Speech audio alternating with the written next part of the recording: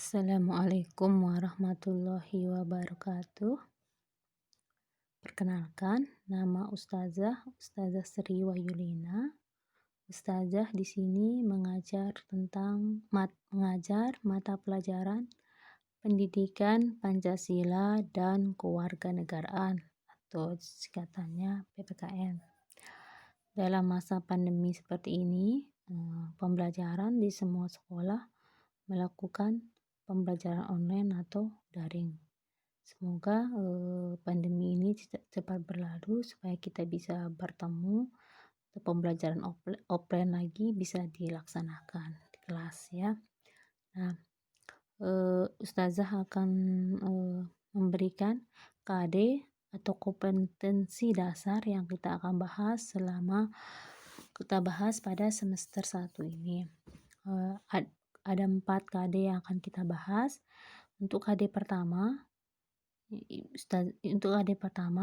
KD itu ada KD pengetahuan dan ada KD keterampilannya.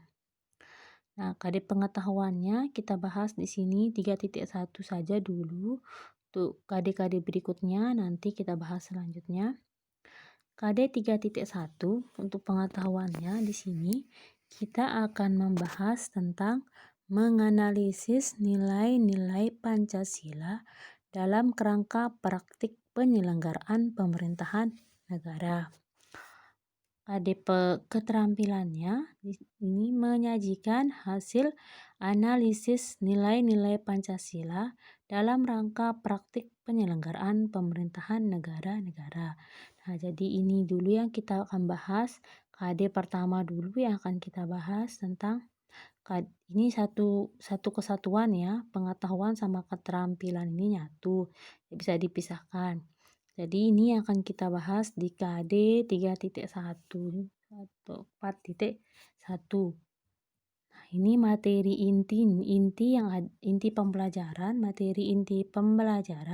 yang ada di KD 3.1 itu ada 3. Yang pertama, kita akan membahas tentang sistem pembagian kekuasaan negara Republik Indonesia.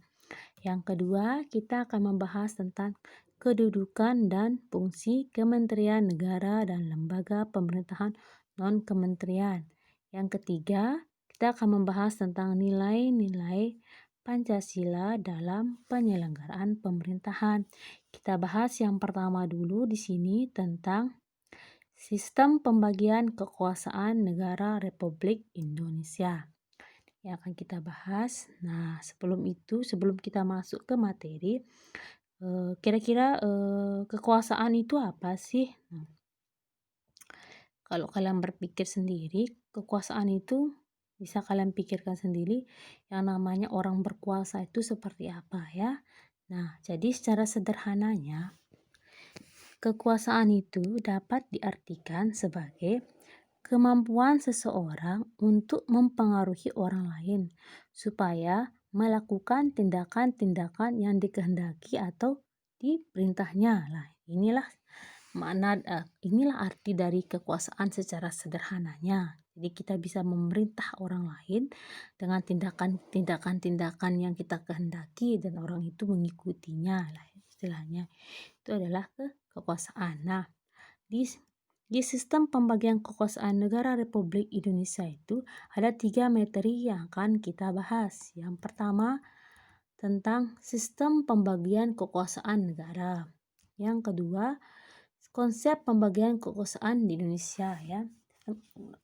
Yang ketiga, tentang tugas dan wewenang lembaga-lembaga negara yang ada di Indonesia. Yang pertama kita bahas dulu sistem pembagian kekuasaan negara. Nah, istilah populernya dulu sistem pembagian kekuasaan ini disebut sebagai sistem pemisahan kekuasaan. Nah, sistem pemisahan kekuasaan ini ada 2 pendapat yang menyatakan ya. Pendapat pertama itu dikemukakan oleh John Locke, kemudian dikembangkan atau disempurnakan lagi oleh pendapat dari Montesquieu. Jadi masing-masing pendapat ini tentang kekuasaan pemisahan kekuasaan ini ada dua ya pendapat, ada John Locke sama Montesquieu. Nah, yang pertama kita bahas dulu pendapat menurut John Locke. Menurut John Locke, kekuasaan negara itu dibagi menjadi tiga, yaitu ada legislatif, eksekutif, dan federatif. Nah, legislatif ini dia memiliki artinya tersendiri-sendiri. Nah, di sini menurut John Locke, kekuasaan legislatif itu adalah kekuasaan untuk membuat atau membentuk undang-undang ya, untuk peraturan undang-undang. Terus yang kedua ada namanya kekuasaan eksekutif.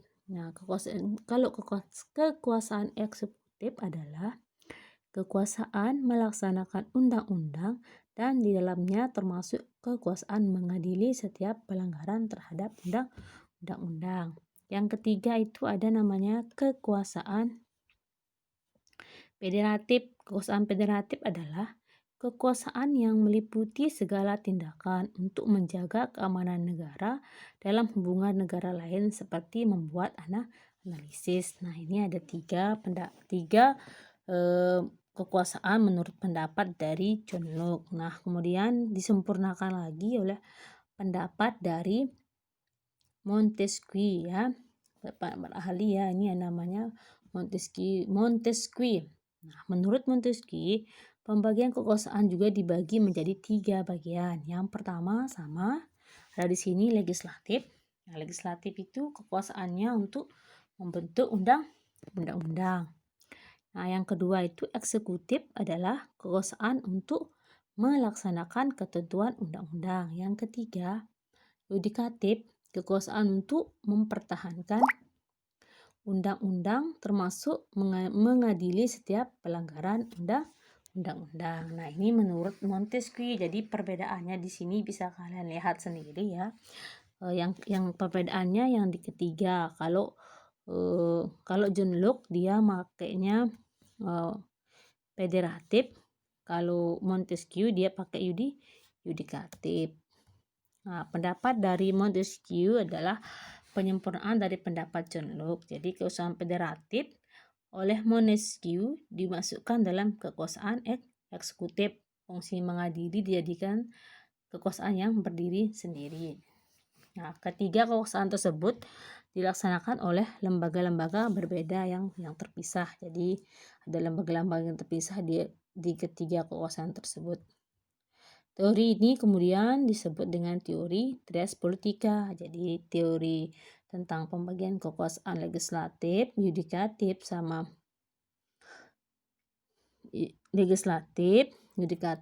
eksekutif ini disebut dengan teori politika. Trias politika. Nah, yang kedua kita ke konsep pembagian kekuasaan negara. Nah, tadi konsep trias politika di Indonesia itu kan ada tiga ya. Ada kekuasaan legislatif, ada kekuasaan yudikatif, ada kekuasaan eksekutif. Ada tiga.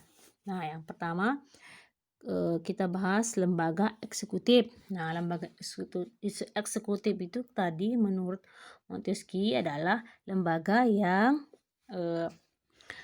eksekutif itu adalah lembaga yang undang-undang, yang menjalankan peraturan undang-undang. Nah, di sini diisi oleh presiden dan wakil presiden serta jajaran kementerian dan non-kementeriannya.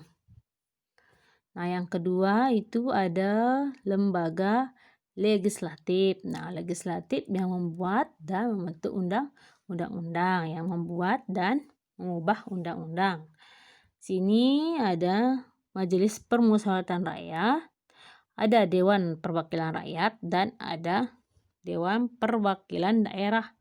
Itu bisa disebut singkat jadi MPR, DPR, dan DPD. Nah, yang ketiga lembaga yudikatif di sini yang mengadili apabila terjadi masalah perundang-undangan, mempertahankan ya. Nah, di sini lembaga yudikatif ini terdiri dari Mahkamah Agung, Mahkamah Konstitusi, sama komisi yudisial. Nah, ini di lembaga-lembaga negara ini masing-masing kekuasaannya diisi oleh masing-masing lembaga negara ya. Kita lanjut ke bagaimana dengan konsep pemisahan kekuasaan dan di Indonesia ya. Konsep pemisahan dan pemisahan kekuasaan di Indonesia. Di sini ada pendapat menurut Muhammad Kusnardi Ibrahim, istilah pemisahan kekuasaan dalam pembagian kekuasaan merupakan dua istilah yang memiliki pengertian berbeda. Pemisahan kekuasaan berarti kekuasaan negara itu terpisah-pisah dalam beberapa bagian, baik mengenai organ maupun fungsinya.